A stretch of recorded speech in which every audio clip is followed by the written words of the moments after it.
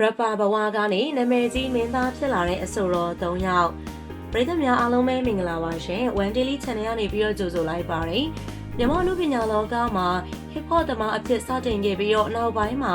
ရုပ်ရှင်နယ်ပယ်မှာပါဒိဋ္ဌိကျဲအောင်မြင်မှုရရှိထားတဲ့အနုပညာရှင်၃ဦးကတော့နံပါတ်၁ဆိုင်ဆိုင်ခန်းလိုက်ဂီတလောကမှာအချိန်ကြာမြင့်စွာရည်တည်နေပြီးတော့လူကြီးလူငယ်မရွေးချိုင်းနေတတ်တဲ့ဆိုင်ဆိုင်ခန်းလိုက်ကိုတော့အားလုံးသိကြမယ်ထင်ပါတယ်ခေပေါ်ဒေသချင်းတွေကိုတီဆိုရာကနေပရိသတ်အားပေးထောက်ခံမှုကိုရရှိခဲ့ပြီးတော့အနုပညာလောကတွေကိုစတင်ပြီးတော့ရရှိလာခဲ့ရပဲဖြစ်ပါတယ်။ဆယ်စုနှစ်တစုကြာအောင်မြင်မှုတွေကိုရရှိခဲ့တဲ့ဆိုင်ဆိုင်ကလက်ရှိအချိန်မှာလည်းဒေသချင်းတစ်တွေကိုဖန်တီးနေပြီးတော့ဂီတလမ်းကိုဆက်ပြီးတော့ရှောင်းလန်းနေကဒီကနေ့အချိန်ကြီးတိုင်အောင်မြင်မှုတွေရရှိနေရပဲဖြစ်ပါတယ်။သူ့ကိုချစ်တဲ့ပရိသတ်တွေကတော့ချစ်စနိုးနဲ့ဆိုင်ဆိုင်လို့လည်းခေါ်တတ်ကြတာတွေ့ရပါတယ်။ဆိုင်ဆိုင်ရဲ့သချင်းတွေကလည်းဒီကနေ့အချိန်ထိလူငယ်တွေကြားထဲမှာရေပန်းစားလူကြိုက်များခဲ့တဲ့သချင်းကောင်းတွေဖြစ်ခဲ့ပါတယ်နော်။ဆိုင်ဆိုင်ကအကောင်းဆုံးအဆိုကောင်းတော်သားမကတရုတ်ဆောင်ပိုင်းမှာလည်းအပြစ်ပြောစရာမရှိအောင်ထူးချွန်တဲ့အကောင်းဆုံးတွေကအကောင်းဆုံးလူပညာရှင်တယောက်ဖြစ်ပြီးတော့ဝေဖန်မှုတွေကြားရနေပြီးတော့ရည်တည်နေရလဲဖြစ်ပါတယ်။သူကဂီတလောကမှာသာမကတရုတ်ဆောင်ဘက်မှာလည်းထူးချွန်တဲ့သူတယောက်ဖြစ်ပြီးတော့ရုပ်ရှင်ကားကြီးတွေကိုပါရိုက်ကူးပြီးတော့အောင်မြင်နေတဲ့သူလည်းဖြစ်ပါတယ်။ဒါအပြင်ဆိုင်ဆိုင်ကလူမှုဆက်ဆံရေးလဲကောင်းမွန်တဲ့အပြင်ဒါပရိသတ်တွေပြီးတော့အနုပညာရှင်ချင်းလေးစားချစ်ခင်ရတဲ့နုပညာရှင်တယောက်ပဲဖြစ်ပါတယ်။ဆိုင်ဆိုင်က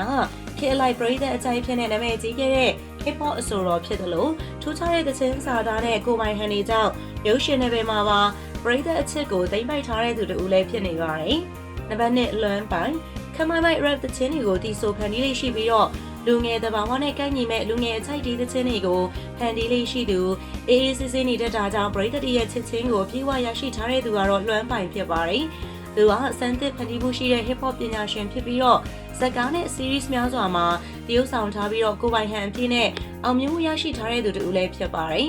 ။နံပါတ်3နေဝင် snap အလန်းစားမိုက်စား fashion rap စာသားတွေနဲ့ပရိသတ်တွေလူငယ်ပရိသတ်တွေရဲ့ချစ်ခင်အားပေးမှုရရှိထားတဲ့အနုပညာရှင်ကတော့နေဝင်းပဲဖြစ်ပါတယ်။အဆိုတော်နေဝင်းကအဆိုပိုင်းမှာထူးချွန်ရုံသာမကအခြေအနေနဲ့ပတ်သက်ရင်လည်းချစ်ရသူအင်းချစ်ချောကိုအရန်ကိုဂီယူစိုက်တာကြောင့်ပရိသတ်တွေကြားထဲမှာနာမည်ကျော်ကြတာဖြစ်ပါတယ်။နေဝင်းကအခုဆိုရင်တော့ရုပ်ရှင်ကားကြီးတွေလည်းတောင်းလျှောက်ရိုက်နေပြီးတော့ပရိသတ်တွေကြားထဲမှာအောင်မြင်ကျော်ကြားနေရပဲဖြစ်ပါတယ်။သူပါဝင်ထားတဲ့ဇာရိတာရှိရွယ်မှုစတဲ့ဇာတ်ကားတွေနဲ့ပရိသတ်တွေကြားထဲမှာနာမည်ကြီးလာတာပဲဖြစ်ပါတယ်။နေဝင်းက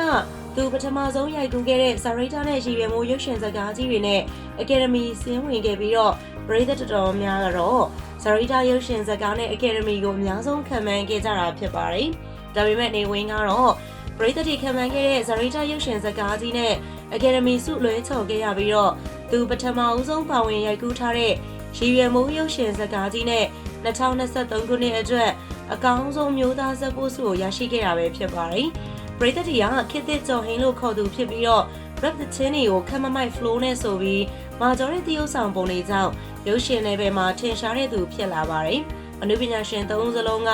hip hop စင်မြကနေပြီးတော့ရုပ်ရှင်လောကထိပ်ကိုအထွတ်အထိပ်ကိုအောင်မြင်မှုရရှိခဲ့တဲ့သူတွေပဲဖြစ်ပါတယ်ရှင်။